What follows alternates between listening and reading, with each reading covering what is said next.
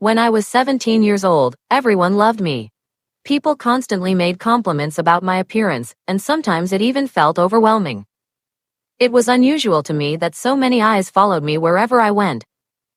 Some boys in school, even hooligans who usually ignored other girls, stared at me in a way that made me feel uneasy.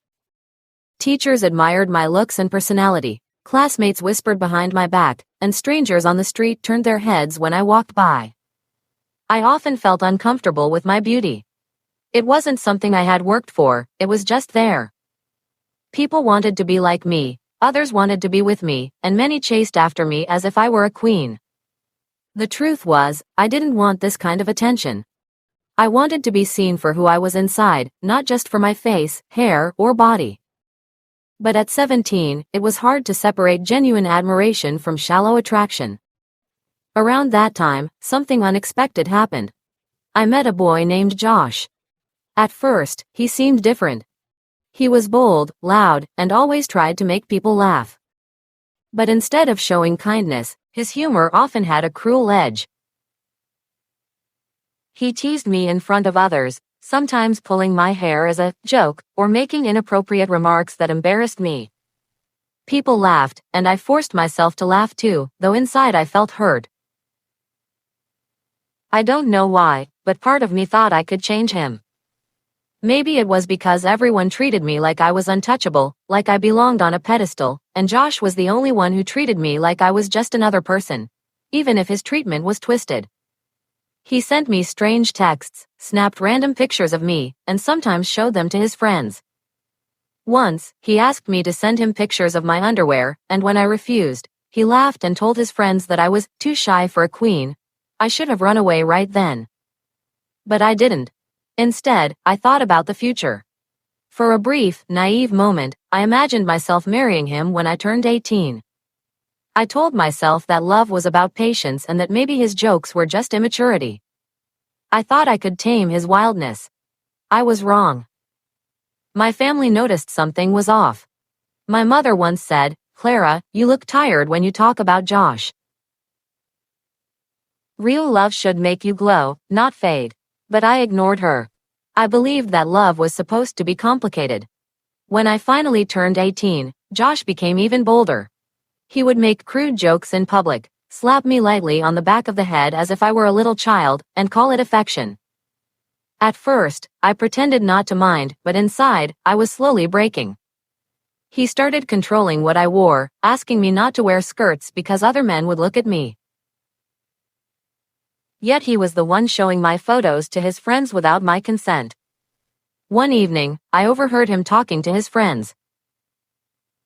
He bragged about how he had the most beautiful girl in school, and how one day he would own me. The word own echoed in my mind like a curse. I wasn't an object. I wasn't a trophy. I was Clara. Still, I stayed. I told myself it was just a phase, that he would grow out of it.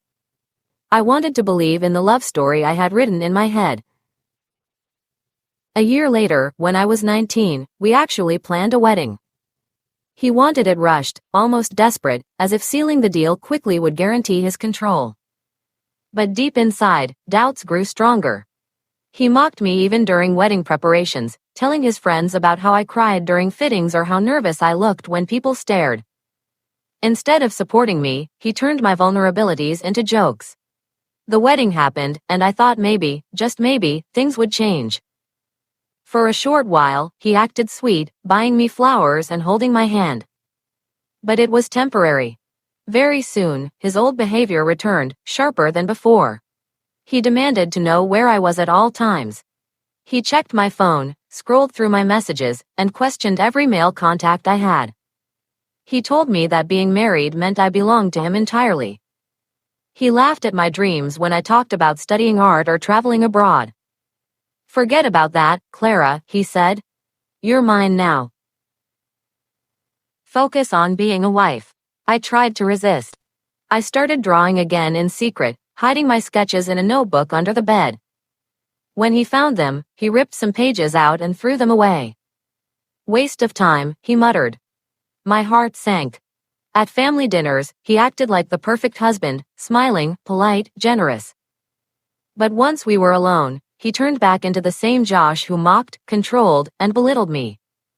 Nobody saw the cracks in our marriage. Nobody knew that behind closed doors, I cried myself to sleep. One night, he took a picture of me when I was sleeping and sent it to his friends with a caption, "She's mine forever." I only discovered it because his phone lit up with their replies while he was in the shower. My hands trembled as I read the messages. Some laughed, others made disgusting comments. I felt humiliated, betrayed, and trapped. That night I realized something important: beauty had been both my blessing and my curse. People had admired me for how I looked, but no one had taught me how to guard my soul against those who saw me only as an object. I decided I couldn't continue living like this. The next morning, I told Josh I wanted a divorce. He laughed, as if I had just made a silly joke. "You won't leave me," he said. "You're nothing without me." His words cut deep, but strangely, they gave me strength. If he truly believed I was nothing, then he had never loved me at all. Filing for divorce at such a young age wasn't easy. My parents supported me, but society whispered. Some said I was foolish to marry young, others said I was weak for leaving so soon. But I knew better. I wasn't weak, I was finally strong enough to stand up for myself. Josh didn't take it well. He spread rumors, told people I cheated, and even tried to make me jealous by posting pictures with other girls. But none of it mattered anymore. I had escaped his cage. Through the painful process, I rediscovered myself. I went back to drawing, to walking in the park, to reading books that made me dream again. I looked in the mirror and, for the first time, didn't see just a beautiful girl. I saw Clara, a survivor, a dreamer, a woman with scars but also with strength. Divorce was the ending of one story but also the beginning of another. I learned that love should never come with humiliation, control, or fear. True love uplifts, respects, and cherishes. Josh was never that. I was free, and in freedom, I found my beauty again, not the kind people saw with their eyes, but the kind that lived in my spirit. Years later, when I looked back, I realized my story wasn't about being the prettiest girl in school or about marrying the wrong boy. It was about learning to value myself beyond appearances, to recognize my worth, and to walk away from anyone who tried to diminish me. And so, my story with Josh ended in divorce. But my story with myself had only just begun.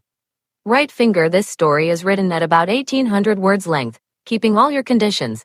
Starts exactly with, "When I was 17 years old, everyone loved me." Clara is the main heroine.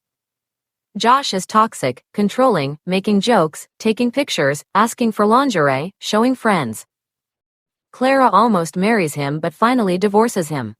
Added many realistic details, emotions, and developments to make it deep and engaging.